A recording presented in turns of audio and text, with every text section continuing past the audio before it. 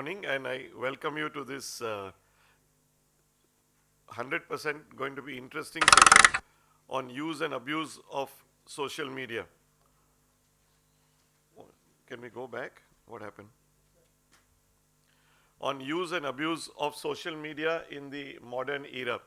So that's just an example of a picture which I was in a scenic place. I took a picture and I posted it. That is fine, but there are people who will go to any extent to stand out on social media and do all sorts of abuse. So there is use and abuse. Just I was talking to Dr. Manish Nagpal that he received an post from Pakistan about Aishwarya Rai's, which had a video of Aishwarya Rai's entry into the inauguration yesterday with music from from an old film put together. Everything done within half an hour of Aishwarya having moved in. Videos already viral in Pakistan. So this is the huge reach of social media that we have, and many of us are old school ophthalmologists who feel that I do a good work, I see patients, I see 5 patients or I see 10 patients. Those patients will go out and tell the world what a good doctor Dr. Maskati is, and those people will spread the word by word of mouth. If they're in a party, they will go and say, I went to Dr. Maskati and he examined me, gave me perfect glasses, or he did a perfect cataract surgery. And then that ripple effect will happen, and I'll be loaded with millions of patients tomorrow. That was true at some point in my father's time. It was true that patients would get us patients, and everyone was very sukhi and very happy with that thing. But now no longer true. There are people who have moved into your city. They don't belong to your city. Somebody is an IT engineer from Kolkata and he has come to Mumbai to work in an IT firm. He's never been to Mumbai and he gets a foreign body in his eye. He doesn't know Dr. Maskati. There is no time for word of mouth to go to him that Dr. Maskati is the best doctor in Mumbai. I mean, it may not be strictly true, but so how does he find me? So he will ring up, he will either look at the internet, surf the internet, do a Google search, he will do some, call up one of the agencies like Just Dial or something, find out doctors near me. Even on Google Maps, you can find doctor near me, and then find you. And then he will see whether you have a website, is there, what kind of a doctor is this guy, and so on. So there are ways and ways in which they find you, and the traditional methods are taking a back seat. So I think we as doctors need to be on top of social media. At least we must know what are the possibilities. All of us cannot be on everything. I am on some of these things. Some of these things I'm only there because I've just put my name there. I'm not active, but I'm there. And some of them I'm just discovering. I didn't know something called Pinterest was there till my daughter told me about this. So we need to learn from our children. We need to learn from contemporaries, and we need to pick and choose. Not everyone can be on every social media, nor do we need to be on every social media, but we must know about it because we can enhance our practice, and without knowing it, we can have our practice demolished if somebody gives you a bad review somewhere. We didn't know, nobody gave us reviews when, if they didn't like our clinic or they didn't like the cataract surgery, they would tell 5 people, but it was restricted those 5. Now he puts a Google review somewhere and 100 people, 1,000 people read it and say this is an evil doctor, terrible doctor, usne mere paise paisa loot liya. That fellow can write anything there. So unless we ourselves have been to that site, we will not know what kind of a thing has happened, and there are ways to correct that as well on Google reviews. And also we need to be a little more conscious of the reach of social media. So this is why this course, if we are already using one or more social media tools, are we doing it in the correct way? Are we harnessing the full potential of the media to enhance our visibility, that too ethically? I'm not talking about unethical marketing. If so far I am 65 years of age and I have not started using any social media, is it too late or can we start now? Should we be everywhere on everything, every social media that there is? And can we ethically market ourselves as professionals using the power of the media? So these are some of the things that we will discuss today. So this is what this course will cover. I will talk about WhatsApp. Manish will talk about YouTube, posting new surgeries or showing off. Can you get that? Yeah. Gaurav Luthra will talk about LinkedIn. Harshul Tak on Facebook, Facebook Live, how we can use it to build practice. Dr. Arun Sethi will talk about use of newsletters, emails, because he is in a charitable setup. Tushar Grover will talk about Twitter, blogs, and Instagram and other social media. And Santosh Honavar will come in to talk about Practo, Google Posts, search engine optimization. They just call it SEO. There are professionals who just said, can we do an SEO for you? And are they worth all the expense? So this is basically what we will have. So let's start the course right away. Next presentation.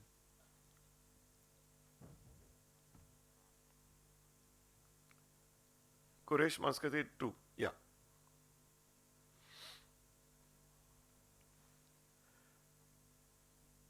So many of us are prisoners of WhatsApp, what I would say.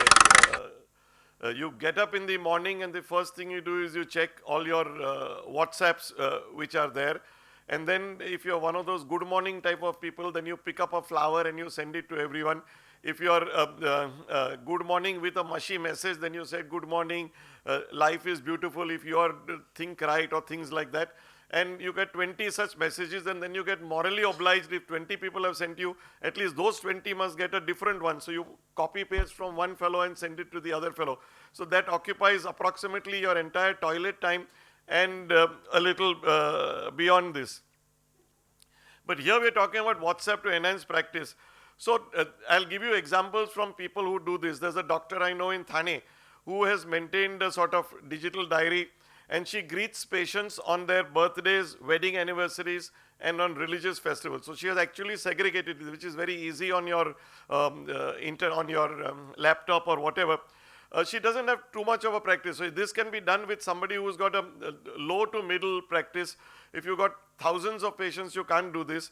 But she greets them on their birthday. She keeps and sends a message from her side on WhatsApp on these. And she's also divided them into communities. So if it's a Muslim patient, she will send an Eid greeting. And if it's a Hindu patient, she will send a Diwali greeting and so on. Then you can reply to patient queries to some extent.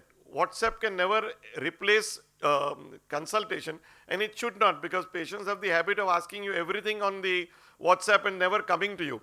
So you need to titrate your old patients who normally regularly come and they have a query. Yes, you can answer. You'll get strangers coming and messaging you saying, doctor, how much do you've never heard of the guy, how much do you charge for multifocal toric Zeiss IOL? And I get this query on a WhatsApp. How he got my phone number, I don't even this. And then I tell them I don't entertain questions about price. My consultation fee is so much, my address is so and so. Take an appointment and come. So you need to, you can use it, but don't give too much information on WhatsApp which can somehow be used against you later on, because he will say you said 1 lakh for the trifocal and you want to charge 1.5. When he actually comes to you, he'll show you the WhatsApp. So ऐसा नहीं बोलने का, don't give prices on WhatsApp. Then one way it helps is joining professional groups. Now, Bombay Ophthalmologists Association has got 7 WhatsApp groups because we are large. But most cities and things will have, some state will have. If you're a specialty cornea or retina, you can join that WhatsApp group or a Telegram group. Somehow Telegram has not taken off, though it is much larger than WhatsApp. And you can contribute interesting cases or surgeries and learn from others' contributions. And during COVID time, we did benefit, we did have paid teleconsultations as well. So I would say that if you want to consult, I'm not seeing patients, but you can consult on video. First, do a Google Pay. So they would do a Google Pay and then I would consult on video to the extent possible. There is certain etiquette associated with WhatsApp. Avoid foul language, as even in your groups that is there. Stick to English as far as possible in professional groups with members across the country, because there are some international members and things like that. So stick to English as far as possible. If you're in a professional group, avoid any forward. unless it's relevant and authentic. Yes, you got something from AAO, which is a warning or something like that, then you forward it to your WhatsApp group. But otherwise, India's national anthem has been voted the best by UNESCO. Those sort of forwards, please avoid in groups, because it wastes people's time, it turns them off, and tomorrow they will not open any forward from you. And avoid comments on politics, politician, religion, and religious leaders on any group, anywhere, whatever it is, because there will always be somebody of a different opinion.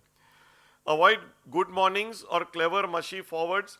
If you wish to greet someone, greet them personally on his individual cell phone. Again, this is something which we do. Avoid liking a surgery. Manish Nagpal puts a surgery of a giant retinal tear that he has done, and 120 people will put thumbs ups. That thumbs up is of no meaning. Why should I go through 120 thumbs ups over there, and then I will miss Manish's video? So avoid that. Send him a personal thumbs up if you want, and that is his problem to receive 120 thumbs up on his personal phone, but not in the group. And always scroll up a little. It takes very little effort to scroll up to see that you're not repeating a news item which somebody has sent. It's very irritating. You get a WHO warning somebody has sent, and then 5 messages later somebody else will send that same thing because he has not scrolled up to see the thing. And if you have sent something in error, you have 1 hour in which to delete for everyone. So there is a delete for everyone which you should use. So beware the university of WhatsApp, avoiding sending news without verifying its authenticity. Some eye surgeons have been killed prematurely on WhatsApp. Dilip Kumar used to get killed on WhatsApp in Bombay. At least 20 times he had been killed before he actually died. But I have seen eye surgeons also being killed on WhatsApp. And if you find unverified stories in non-medical groups, please gently rebut it with facts. Don't be aggressive because people think that you're trying to promote yourself, but gently with facts you can rebut nonsense which comes about it's okay to slap doctors or something. And don't run down any other pathies, homeopathy, acupuncture. If somebody puts it in a non-medical group, just leave it dignified silence. But don't run it down because they think you're trying to promote our pathy, and it tends to backfire. Thank you so much for your attention, and I invite Dr. Manish now. Thank you.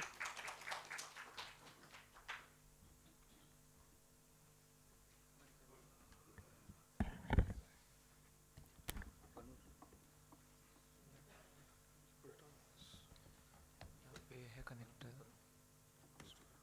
ये वाला है क्या अच्छा ठीक है ले HDMI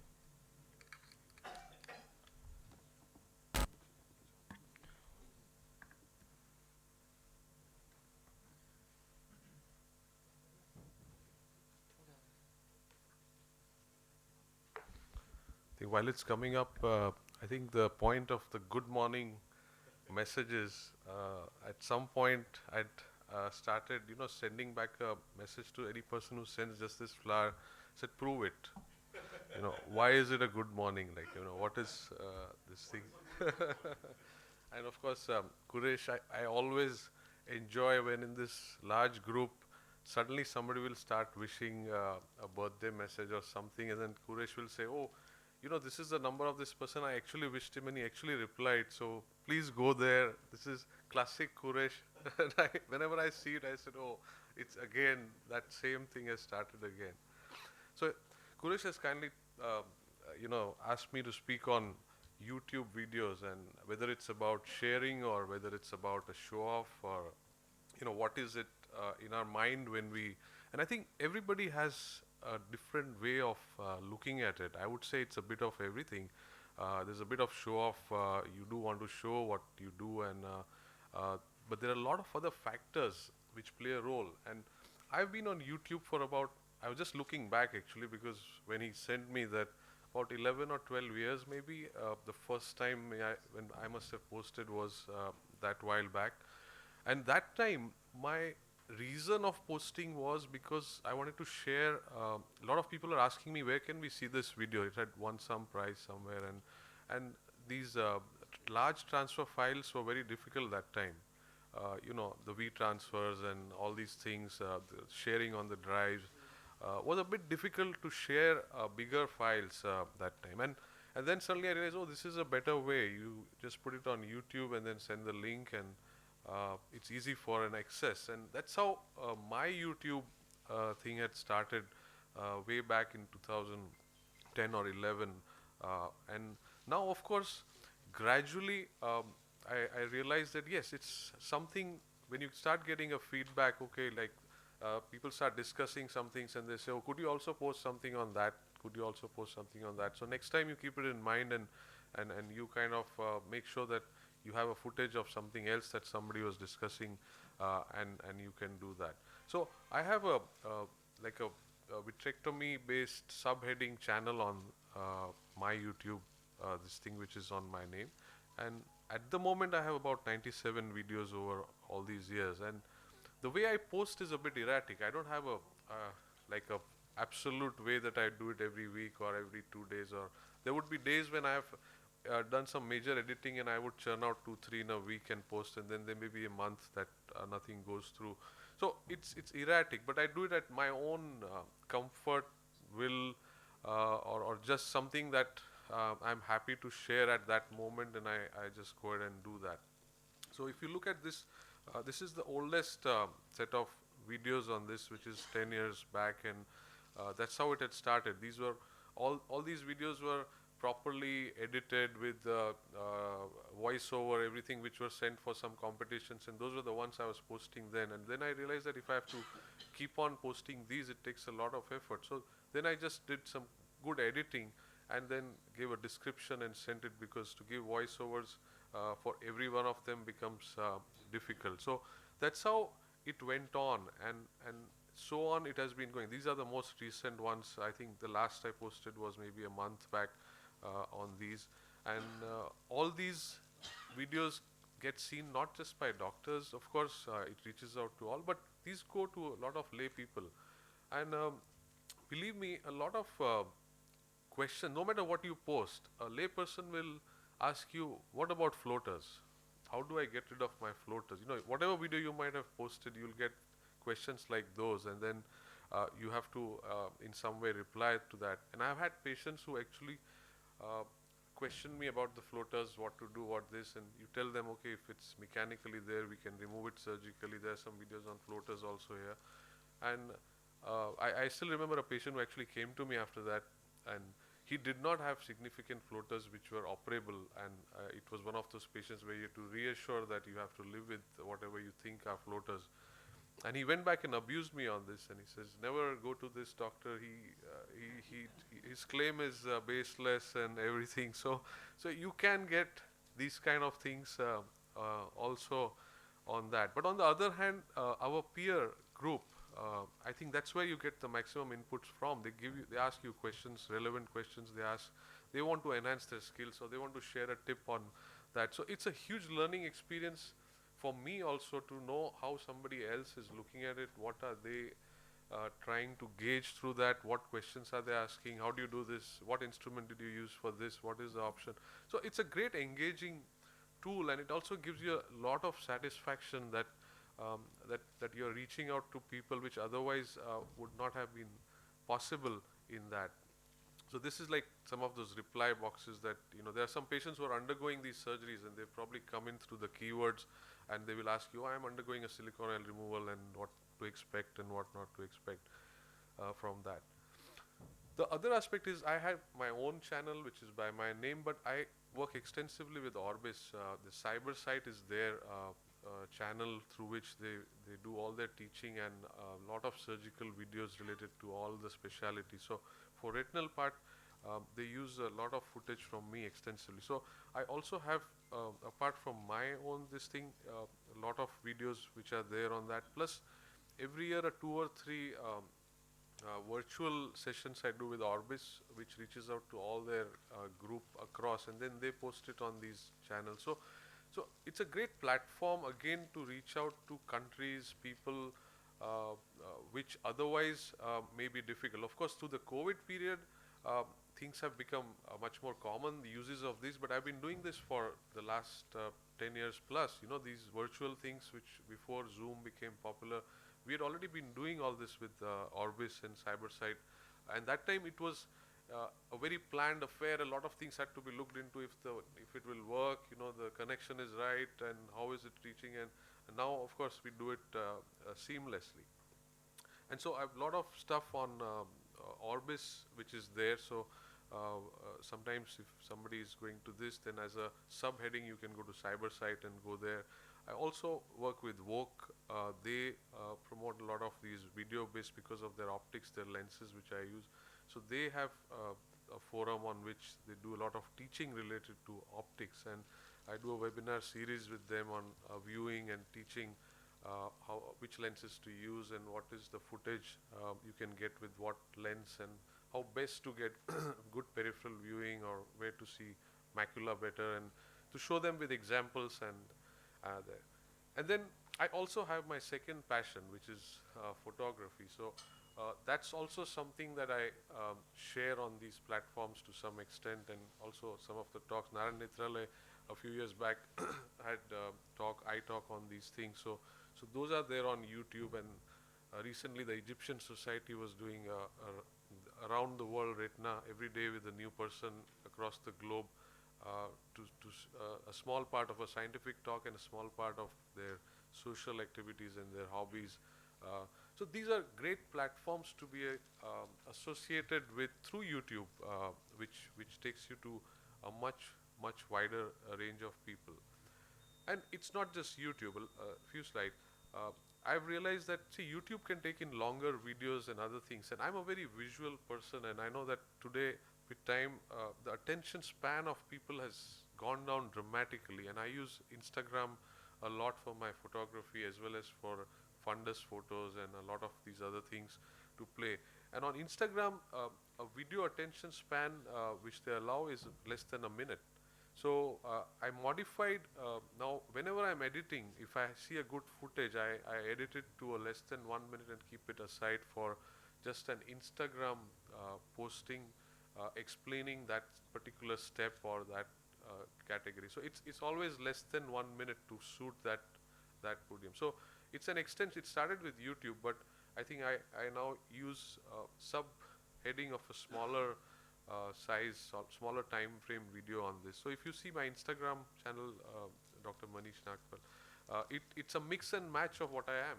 A lot of people tell me actually that why don't you segregate your photography and your this, because some people say, oh, it gets a bit of a mismatch, that sometimes we are looking at this post and you have different people looking at. But I've not been able to convince myself that I want to have two different identities. This is me. I mean, on a day I feel I post a fundus picture, on a day I feel I post a wildlife picture, or so far it's been like that. And yesterday somebody was complaining because I launched that book, and I've been the last 1 month only promoting that. They said we don't see any fundus pictures now, so I said, yeah, it will come. I mean, that it's just, you need to be on that mindset, is what. So this is what I feel about YouTube. It's a bit of sharing, it's a bit of show off, it's a bit of just being able to reach out to a lot of people which you would normally not reach out to. And it reaches out to your peer group and also to lay public. So you have to be careful what you put in, from that sense that it's also going to be read by lay public. Thank you very much, Kuresh, for that. Yeah. Manish, that was phenomenal, and his book is even more phenomenal than what he just talked about. To go and spend months in remote Russian, inhospitable Russian territory and photograph bears is amazing. Arun, are you going in?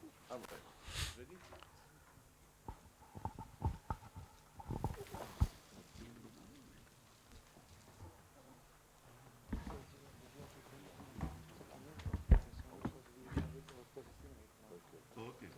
Come.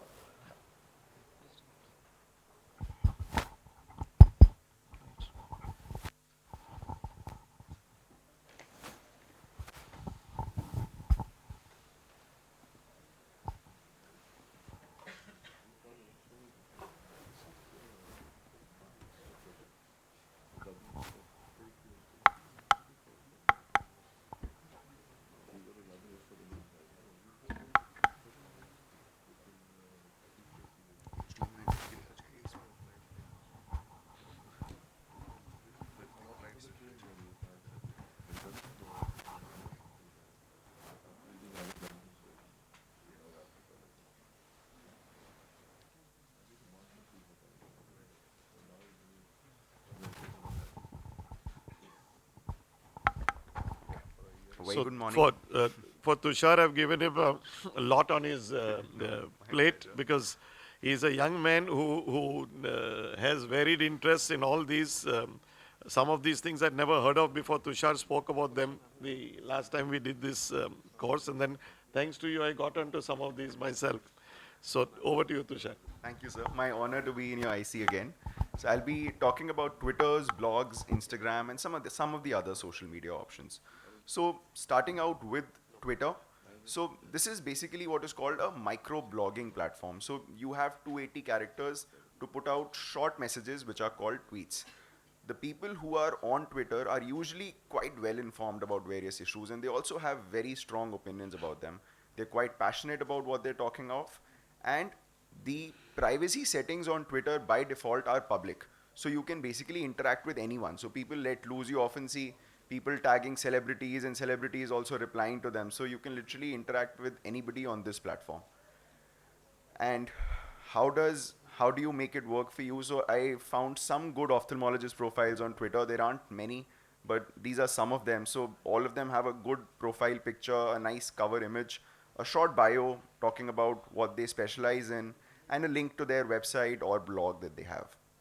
On Twitter, the content needs to be quite unique because you have that character limit.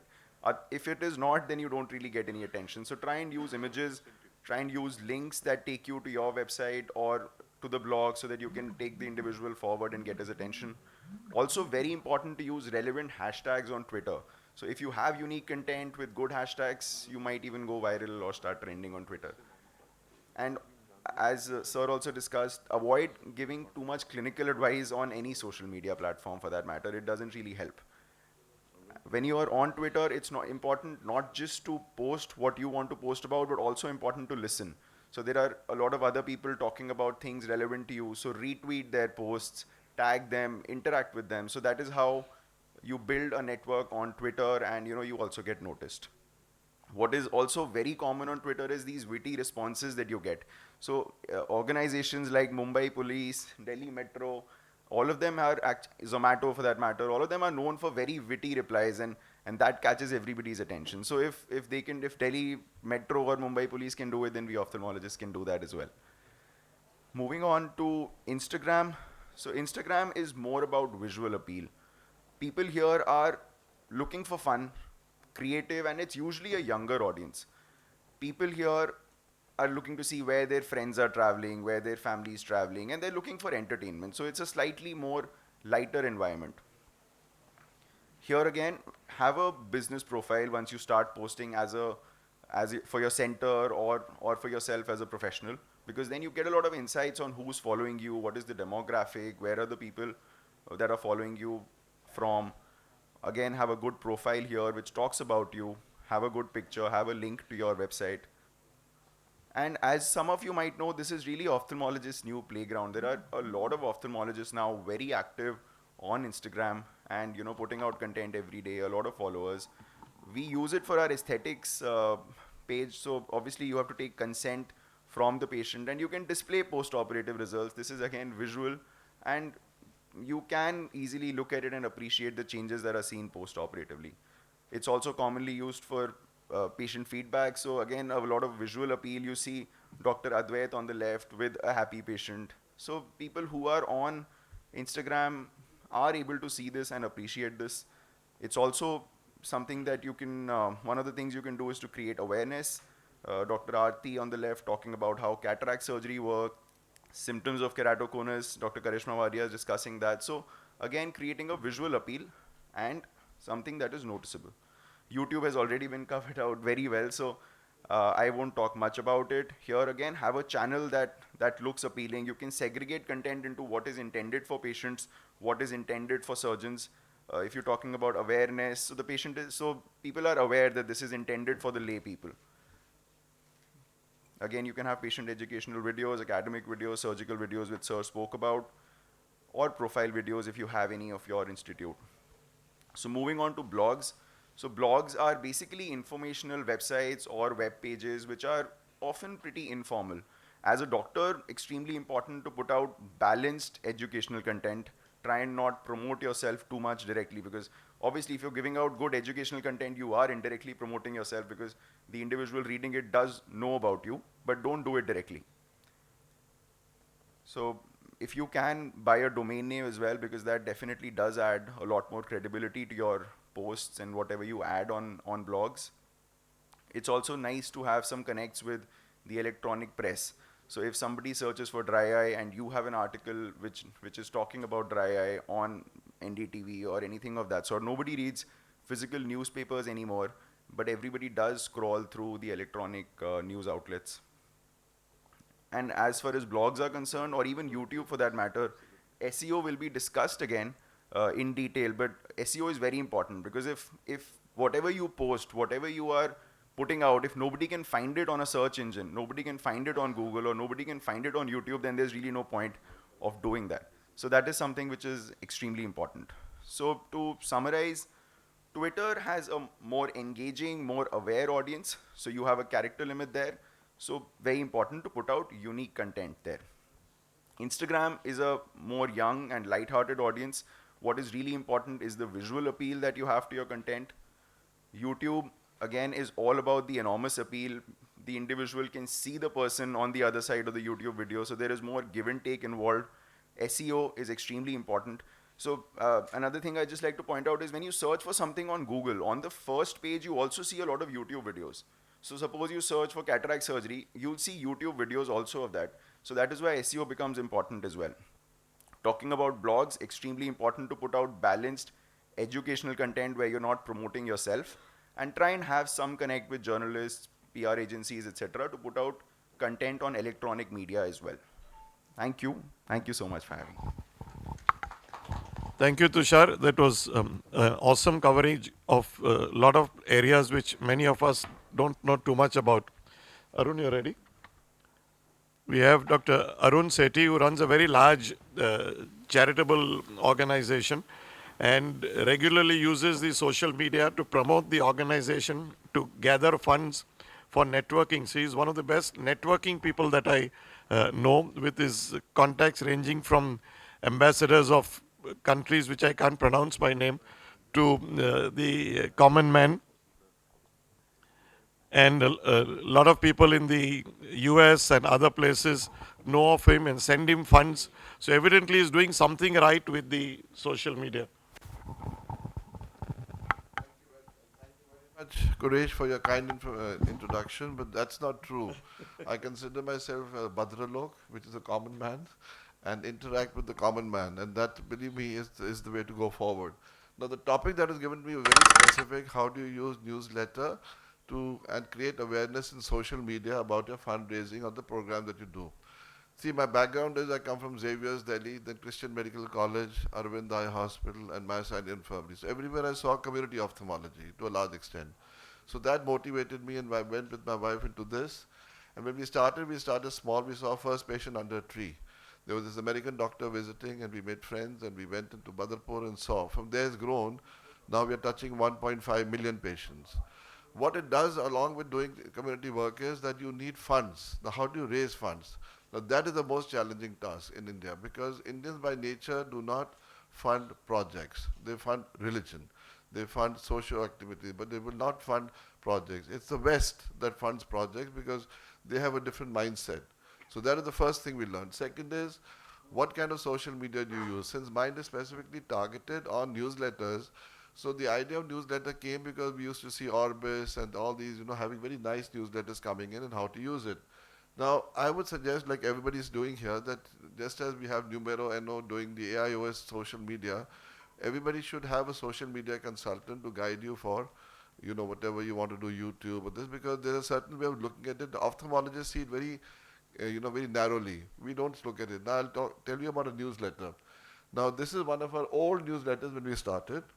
And so we wanted to tell you that what we are doing. So this gives you the impact of, we have a hospital which we run specialty clinics and outreach services.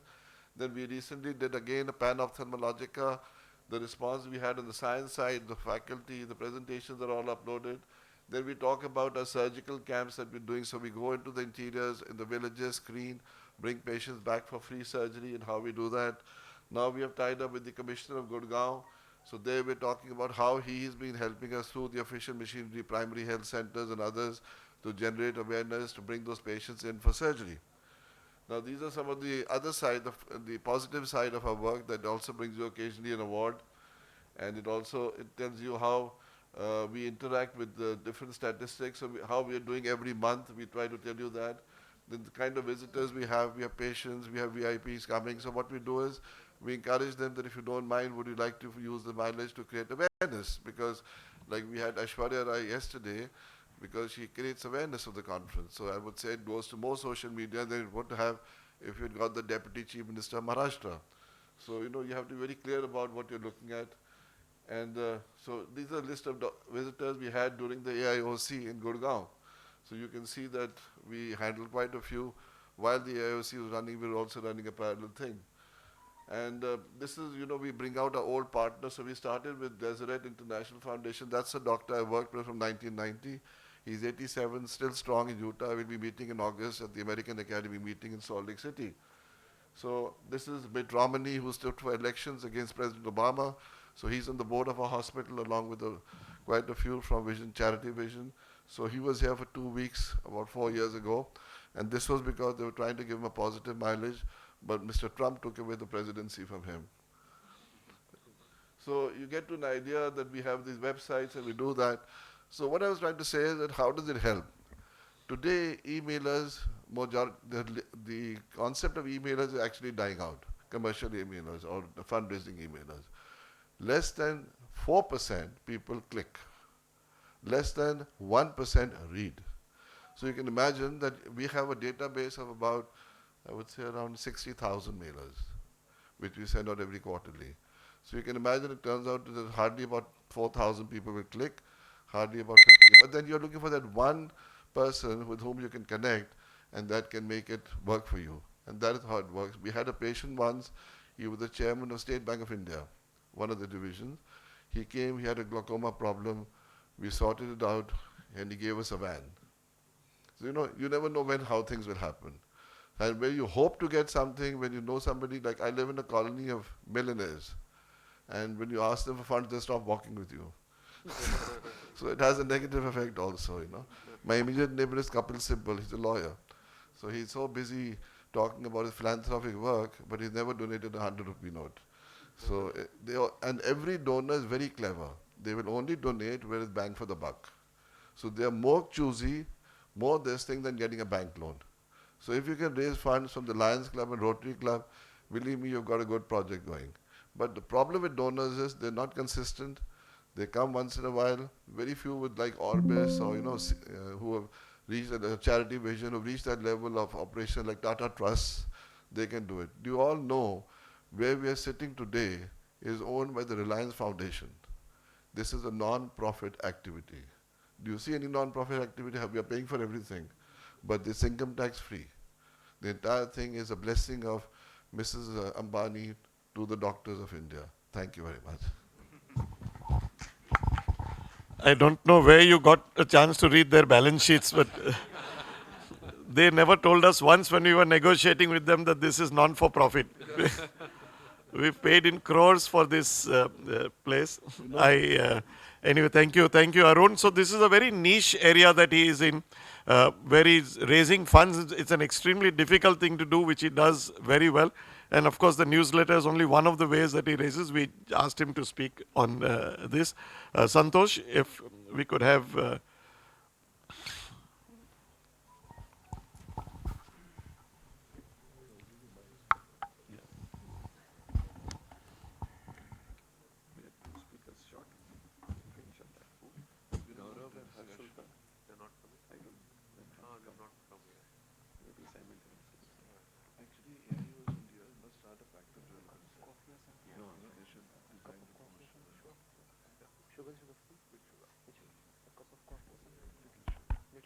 Good morning.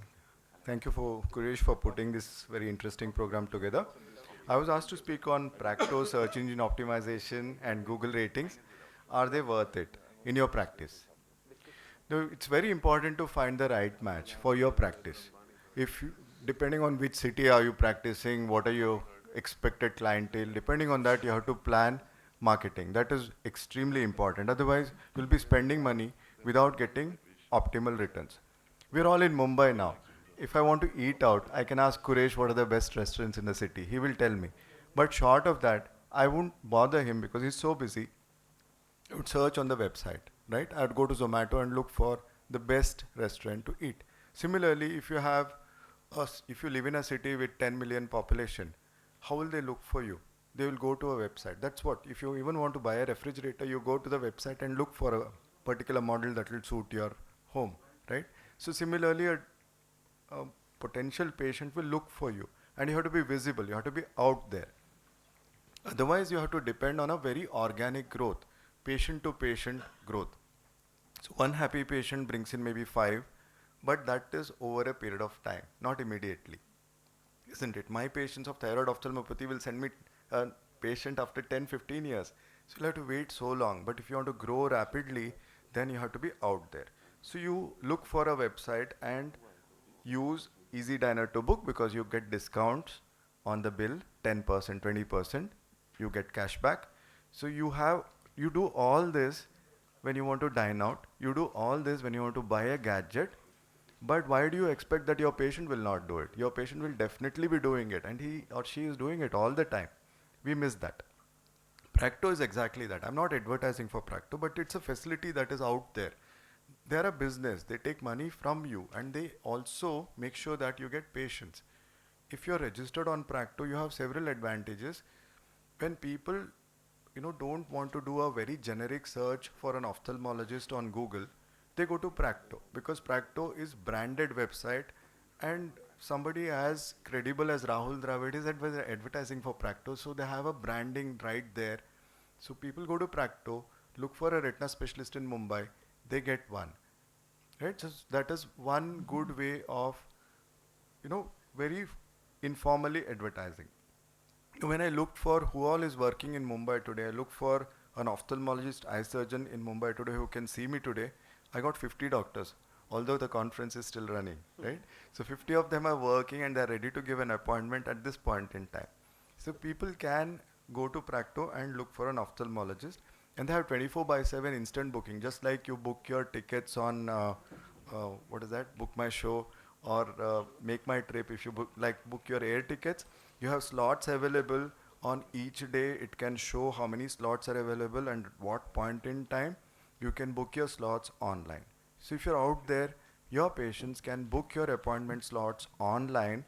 This is beyond what you have booked already by your telephonic appointments. So you'll have an additional number of clientele that are floating into your clinic every day. Now going to a different aspect that is called search engine optimization. I think it was also already being alluded to. What is SEO or search engine optimization? When you search on Google, you get a bunch of results. But you want your institution or organization or clinic to be out there, then you have to optimize the search, algorithm. So how do you do that? You can't do it yourself. Of course, you can have certain keywords on your website so that Google, crawls through that and gets that information out. But you have to engage a professional, and they're out there. You can engage somebody who does SEO for you. It's a process of improving the quality and quantity of traffic to a website from search engines. That is the definition of search engine optimization. Now this is a very typical example. I search for Zomato. What is on top? Swiggy. Because they are more optimized. That's why Zomato shares are falling, although they are rising in the last 4-5 days. Look at this, right? This is an example of search engine optimization. I look for the best ophthalmologist in Mumbai, and who crops up, you may not even know. Because he has optimized. Huh? Try. What? Let's try. I did try, but I don't want to show ophthalmologists here. That's why I gave the example of Zomato and Swiggy. I tried in the morning before I made the slides. Yeah. So this is search engine optimization. So you look for something and something else pops up on top because they have either optimized the search engines or they have invested very heavily on Google AdWords. Google AdWords is an advertisement-based search optimization. Otherwise, you can do it as well. No, website traffic can be driven organically. Organic website traffic driving is by blogging, using social networks. Sorry, where complete. Go, yeah. Blogging, using social networks, video services, email marketing, everything drives traffic to your website. But what is important is paid advertisement on Google. That's called Google AdWords. That will also drive people to your landing page. I won't go into the process of search engine optimization. They'll study your website first. They will give you adequate keywords, then build very good links to your website which work consistently. They optimize your content and provide what is required for the patient from the patient's perspective, and submit site to the search engine, make sure that it gets kind of optimized over a period of time, and then you start popping up in the first 20 or 30 searches or in the first page when people search. Like this. When you search for Chinese restaurants in Mumbai, although there are, how much is that? 3 million results? I don't think there are 3 million Chinese restaurants in Mumbai. But what tops is this? Do you know of this place, Kurish? Yeah. Okay, fine. It may be good, but there are other places which may not be as good as this. Look at this number of reviews, 5.6 trillion, that is. And look at this, 421. Even this pops up, China House, second, right? So that is the magic of optimization. Of course, Google reviews. You have to request your satisfied patients for a Google review. You can't have a generic thing that every patient should leave a review for you. But if somebody is very happy with you, says, Doctor, thank you, I am very impressed with your clinic or your services, then please, you invite them to leave a Google review for you. That will give you a very high scoring review. Otherwise, every Tom, Dick and Harry leaves a 0 score for you, then your scores go down very drastically. Right? So this one has got, people not just look at the score, but they also look at how many people have reviewed. Not 1, 2, 10. It should be in thousands at least. So it's very, very important. So in conclusion, I would say that if you want inorganic growth in your patient volume, organic growth is what you build over time based on your professional capability and reputation. But if you want something like a push or inorganic growth, which you want to take off very rapidly, then go for organized subscription services such as Practo. That's, since I was given a topic including Practo, I'm just popping up that name, but such as Practo. Use AdWord advertisements on Google, which you can actually tailor to your budget. You can manage it yourself. So you can use small little advertisements that come on Google when people search for it. Then engage somebody who would do a package for you, social media optimization and search engine optimization, and drive rating from healthy patients on Google. That is the way people look for things now, so you have to be prepared for it. Thank you so much. Thank you, Dr. Santosh. Yeah, we'll take questions now. Before the next speaker, Dr. Harshul Tak will join us. Yeah. I'll request Santosh Onawat to tell us, you've been in LVP for a number of years. Right. You're now with Center for Sight. Yes. In terms of social media, who do you think has a better recall power in Hyderabad as institution versus institution one? And secondly, how often do you find patients coming through social media sticking on with you? Because somebody who comes through social media is also a very labile patient. He looks for social media and everything. So to convert them into permanent patients sometimes can be a little tricky. That will be my experience. First question I'll answer first. If we think that all the charitable organizations are charitable, they are charitable. They have very good objectives. They are very grounded, but they are highly corporatized. I have sat on the board of LVPI. I have sat on the board of Center for Sight. I feel LVPI is more corporate than Center for Sight. Right? Social media recall. Yeah, absolutely. So that drives their social media activity. There is a department in LVPI for social media activity, not one person. There's a huge department. You look at their YouTube posts, you look at their emails. Every day, 6 o'clock in the morning, you get 4 emails from LVPI. Every day. And they track you. And they change their headline if you don't open it. So you get a different headline, I get a different headline. So everything is optimized. Every organization does it. Maybe Shankanetra a little less, little more, Arvind little less, a little more. They do it in different spheres, but every organization does it. So there is, nobody who is not doing it. It is just that private practitioners come into the radar, institutions don't come into the radar. That's it. Sometimes yes, sometimes no. Yeah. Social media patients, they stick to you. depending on if they got what they wanted. If they don't get what they wanted, they will again search. Yes, sir.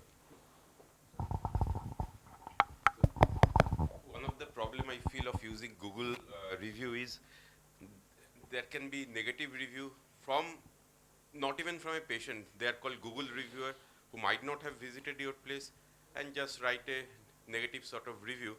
And sometimes the starring also, people are not aware with what's the difference between 5-star and 4-star. They will write very good institute but give 4-star to that, which drags the rating down. So how to, even 1-star as well. So how to combat that? There is no way to combat that. You have to look for volumes then. Sometimes 1 or 2 reviews don't matter.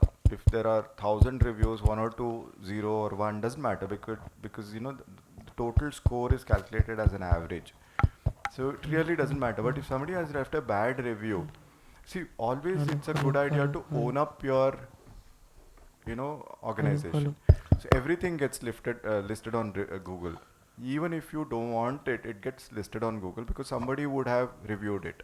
I Right? think, so the it is best always way- good to Yeah. own up and register it so that you get a feedback as to, okay, somebody has reviewed your clinic and this is the score that you got.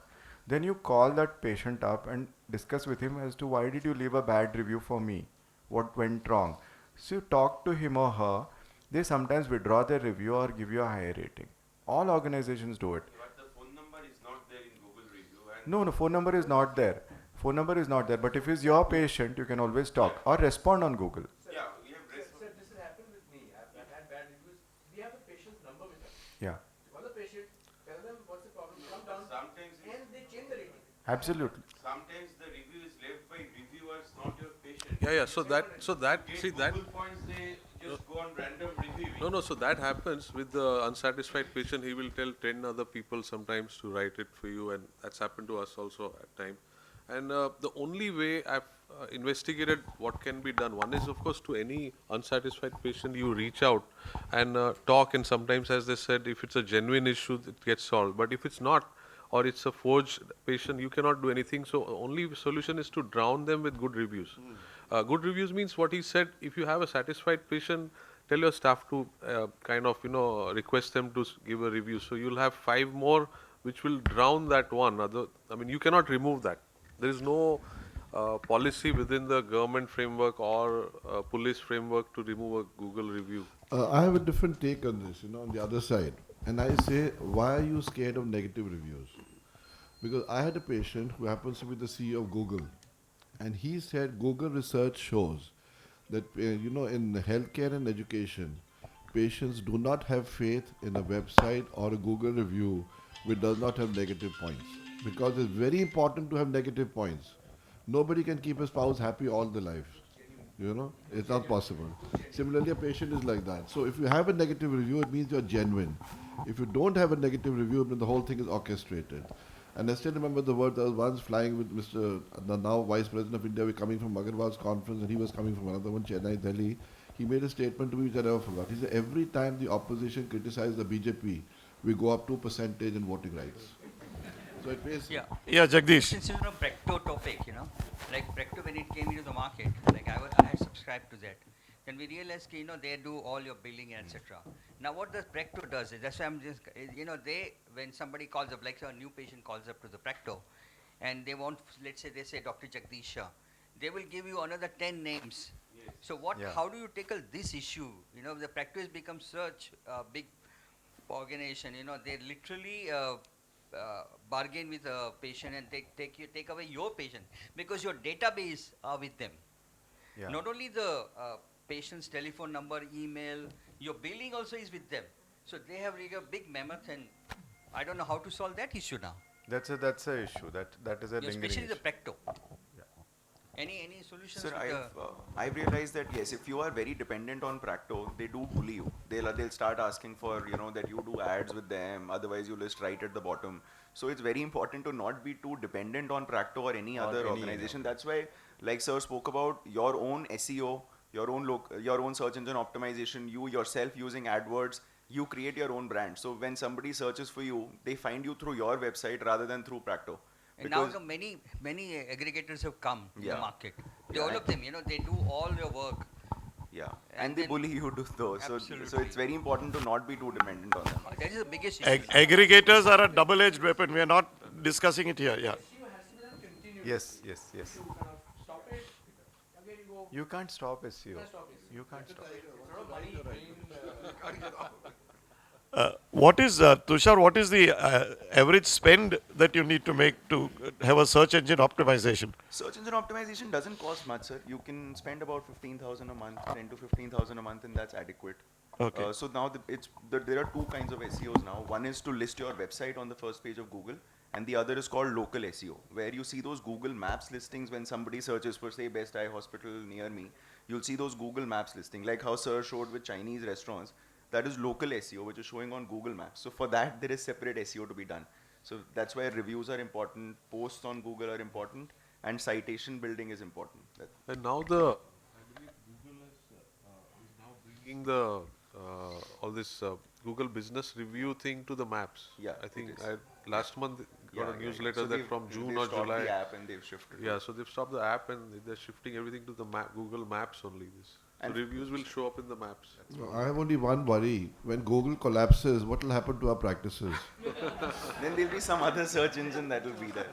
And also for Google reviews, what I found useful is that like the counselors, the patient care coordinators, and anyways interacting with them, all you need is to get that link where somebody can click and they'll find your Google review option. So they can click on it and just give you 5 stars.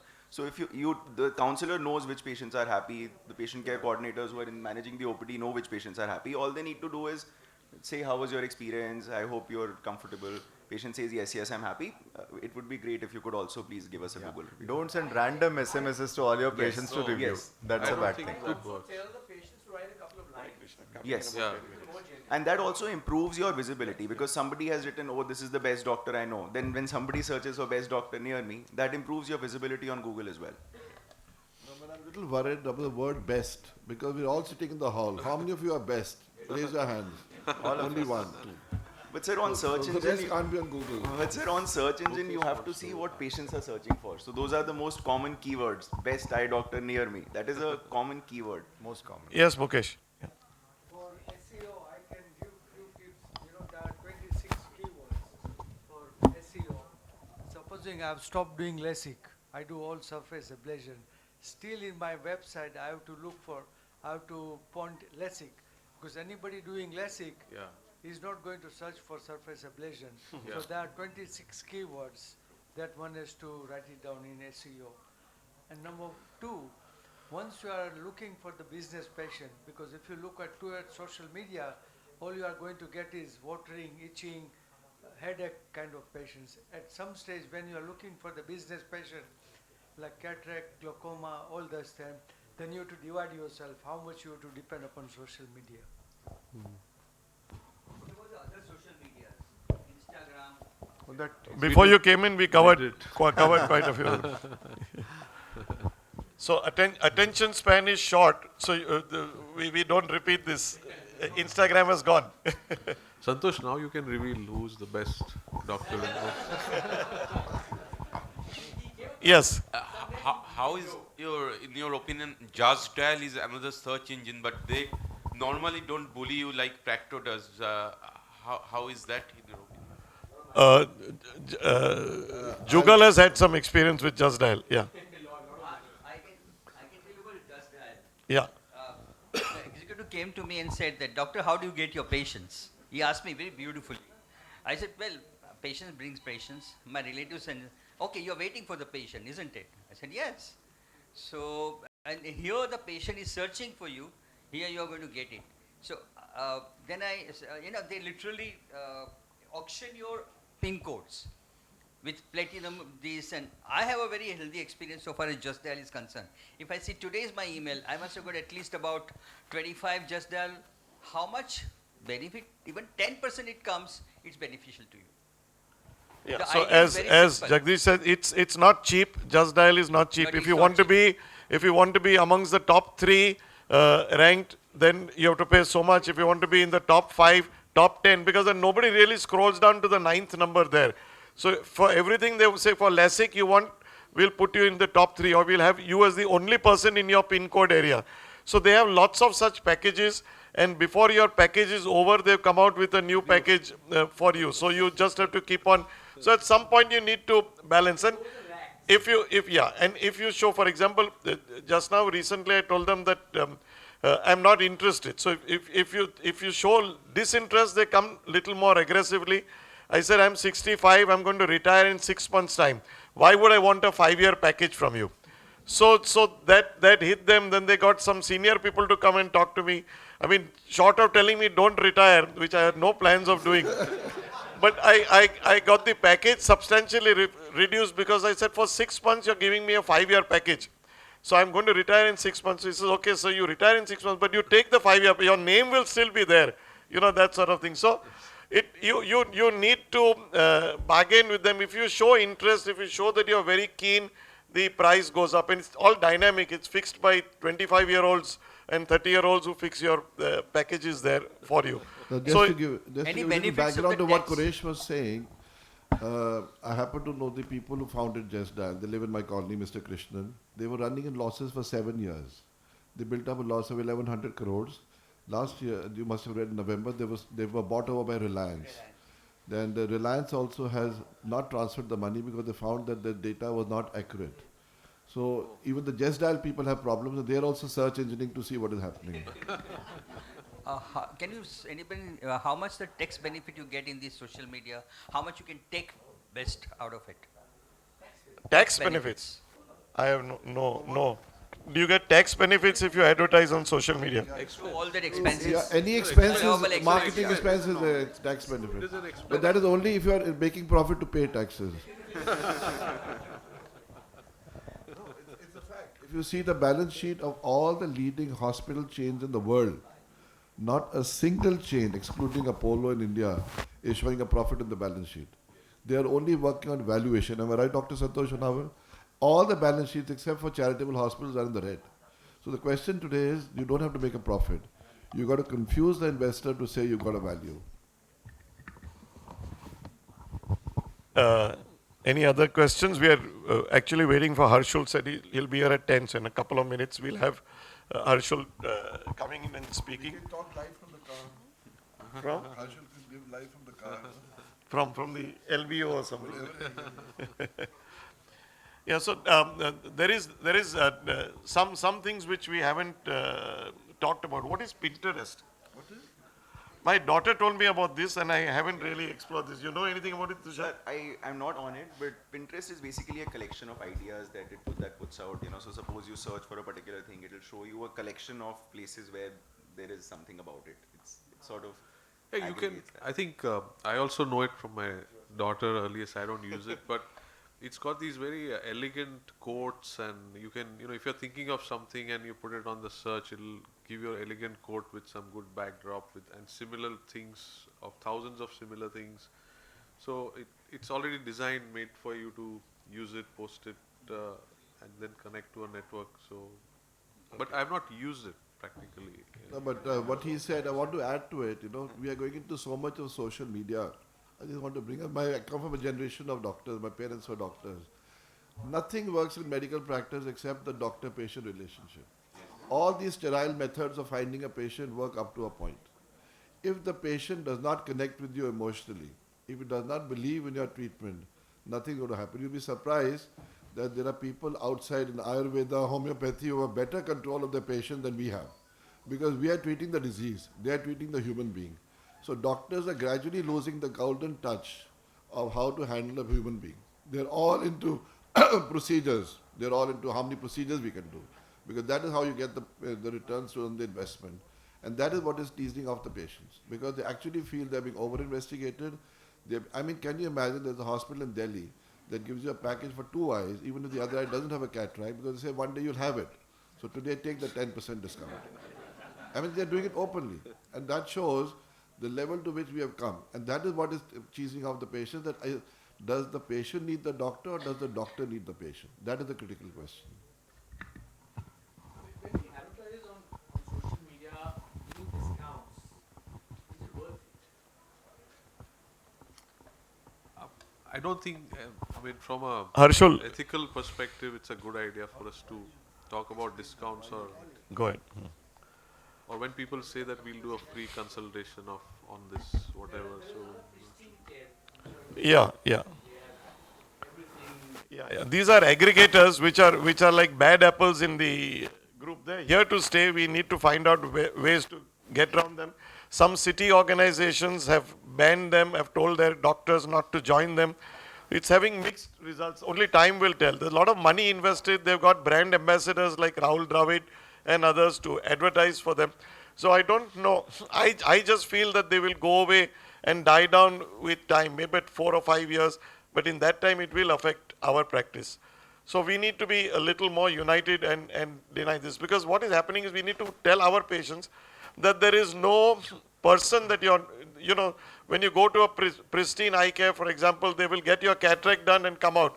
But at the end of it, if something goes wrong, you will not be able to find the doctor to catch or whatever. Here you're putting your reputation on the line if Jugal Chai is operating you and something goes wrong, you go back to Jugal Chai, will set it right. So you're there. But here, they're using empty slots in a nursing home to get the cataract done by anonymous doctors.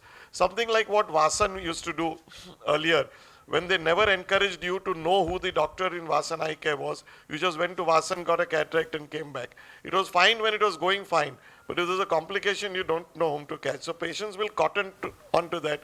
It'll take some time. how does it work? The patient is picked up from home. Limousine service, yeah. Yeah. Medicare taken care of, taxes, everything all free. Yeah. That's what I'm saying. It's fine when the going is good. But if the patient tomorrow has a problem and wants to know whom to catch, that aggregator will move out of the way. He is not responsible. There's a contract which has been signed between the doctor, and the doctor says, I never saw you before. So somebody has seen the patient and somebody else is operating the patient. Let's go ahead with Harshul first. Facebook. Yes. So good morning, everybody. I'll be speaking on how to use Facebook to build your practice. So we all know that Facebook is an important way to connect with your audience on the world's largest social network. And how large is this exactly? It's almost 280 crores monthly active users are there on Facebook. And Facebook ads, important thing is that Facebook ads are all about getting your message in front of exactly the right segment of those people who are most likely to actually want your products or services. So if you want to get best results, it's important to know that what are the different Facebook type of advertisements and your targeting options. So before that, have a look at the revenue of Facebook from India. Facebook made nearly 120 crores from India in 2021. In India, the average cost per click for Facebook advertising is around 0.5 paisa to 2.26 rupees. But this cost per click, it varies based on the industry and the target audience which we choose. So, but in India, advertising cost is way below the global average. Global average is almost 64 rupees, but in India it's very cheap. And Facebook has nearly 40 crore users in India, and is projected that it will reach 67.7 crore by 2025. So Facebook business is completely driven by advertising.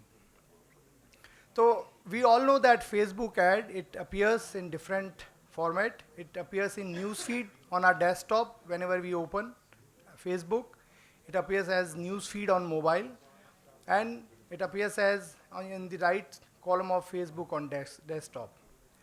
And the beauty is that businesses of all sizes can advertise on this platform based on their objective.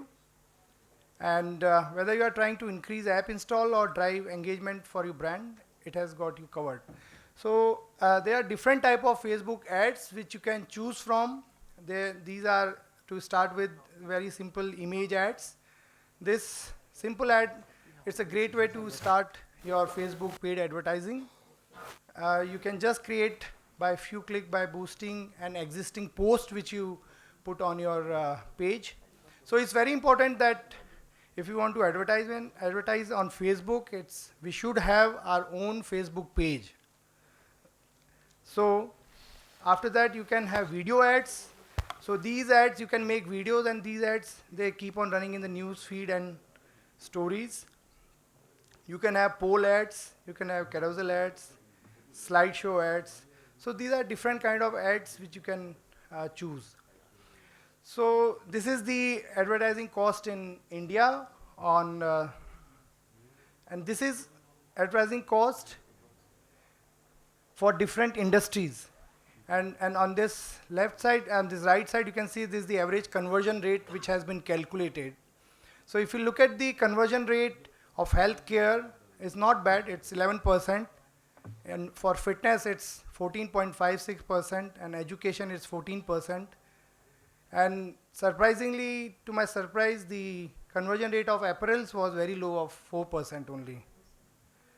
So females mostly they just do window shopping here also. So if we should know all the terminologies which are there in Facebook advertising.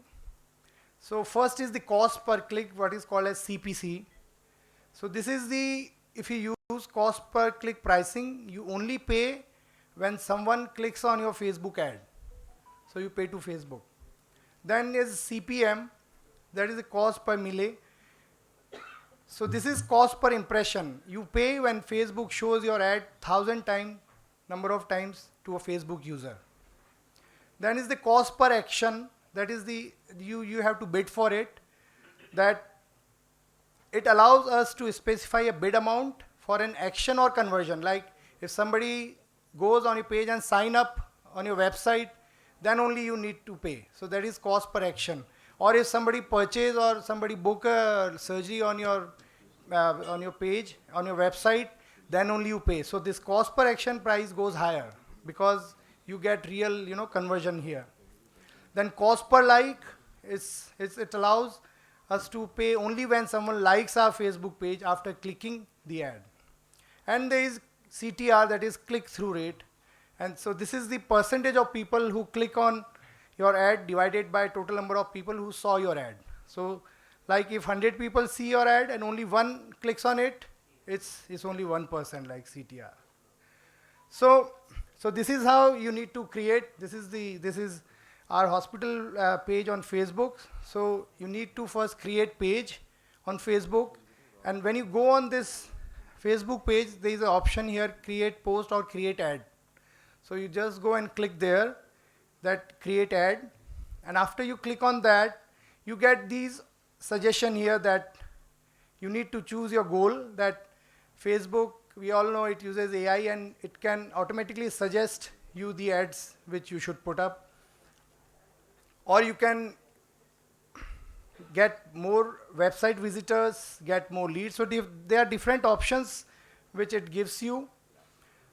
So if you want to get more messages on Messenger, you want more leads, you get more bookings, you get more traffic. So everything is given there. You can read and choose what you want to choose from them. And once you choose that, then you need to choose the number of people which you want to approach. And after that, it shows you your budget.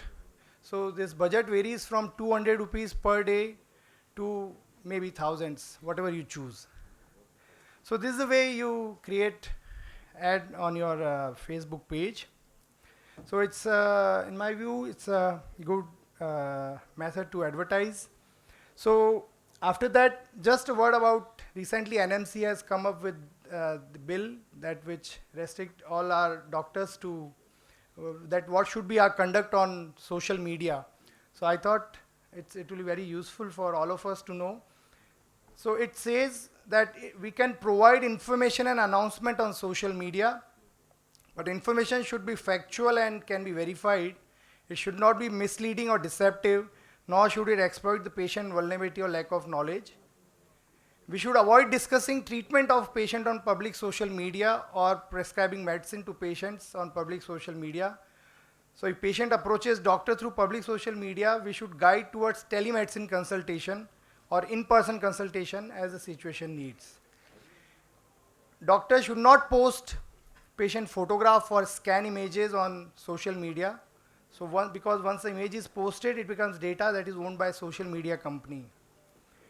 So looking at all these regulations which have come, I realized that we, of course, can advertise on Facebook. It's not banned, but We should not post the videos, photographs of patients on Facebook, but we can just advertise our services and whatever services we are providing on Facebook. That's my take on this. Thank you very much. Thank you, Harshul. Kuresh has left, so any questions? We have 2 or 3 minutes left I at the presented on moment. fi- Yeah. Generally, it's how much percentage of money you should spend on marketing? It all depends on three things. Where are you located? What is your aspiration? And what is your income? So these are the three. Now, if you're living in a rural area where you're the only eye care provider, it's foolish to get into this. But if you have 400 ophthalmologists in 1 square kilometer, then 399 have to try and kill the 400 one. So that's how they'll survive. So it all depends on that. And secondly, the social media is an add-on. How much you want to spend on it is a personal choice, but I personally feel that it should not be more than 10% of your total budget should be marketing, and out of that 10%, maybe 50% can go to social media. Yeah, and you should always diversify, that you put. The problem some- is that as an individual practitioner, you have a lot of limitations. And an individual practitioner has to find so many ways of bringing a patient. That doesn't work. That's why everywhere I had a consultant. So he kept telling me, "Aapka Google ka rating बढ़ रहा है. You're coming near the top." Then I talked to one of the guys in America and he says, "Your Google rating is only number 12 in Gurgaon." So I said, "How did it happen?" The guy just took his check for last month. He said, "We have gone up and you're saying we're going down. So you better check your own Google rating, where you stand, because they misguide you." So what kind of engagements do you get from a targeted ad which you do? I mean, do you get anything very specifically that tells you that this is what I want, or it's very vague usually? It's really very vague. Yeah. You really never come to know, because then at least you should have some questionnaires so that Yes. you can come to know where they are coming from. Yeah.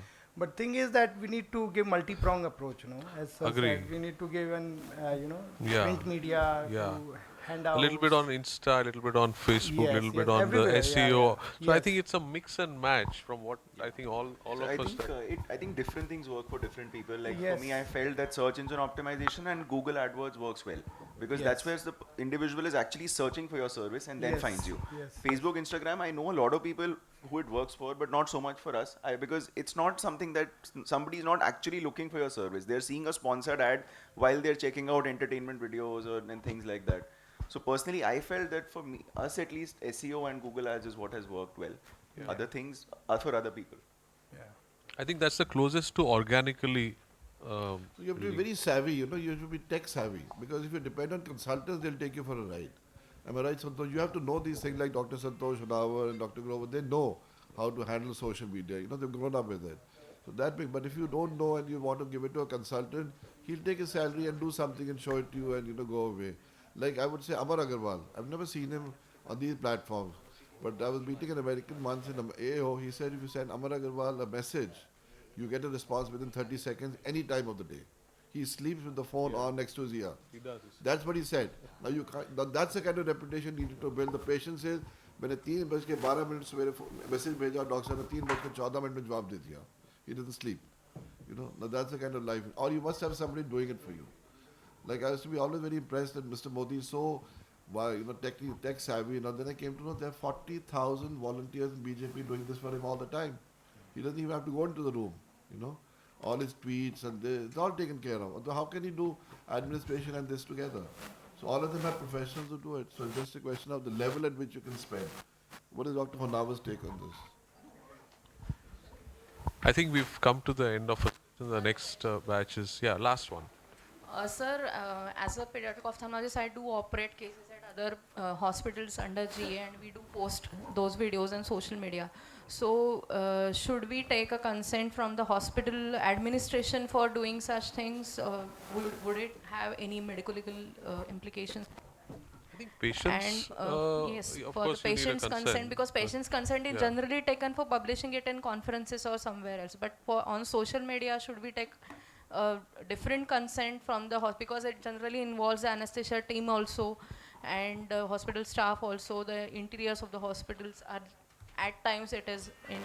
I'm not sure there's a legality to it for the No, other there's thing. a lot of legalities to it. It only trouble comes when the patient turns nasty.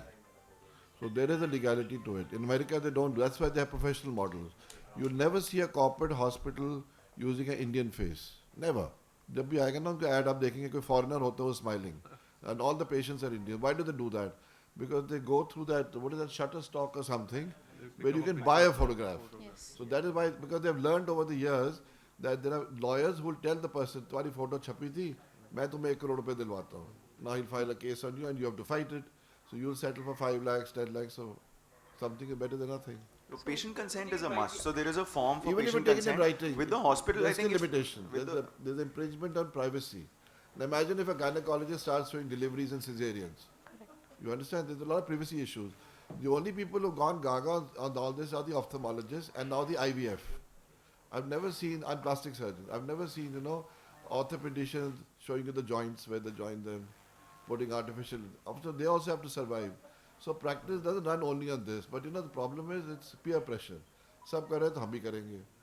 And incision size keeps going down. It soon will reach 0. Then they'll ask how you're operating. No, sir. Can they point out to these NMC guidelines if at all we are caught in such something like this? They can. So the new NMC guidelines don't allow doctors Yeah, to post don't- anything. Yes, So that yes. changes everything actually if that is something that gets followed. We'll know in time, but that's what the guidelines say right now, that none of those posting videos and all is allowed anymore for any practitioner. Okay. Thank you.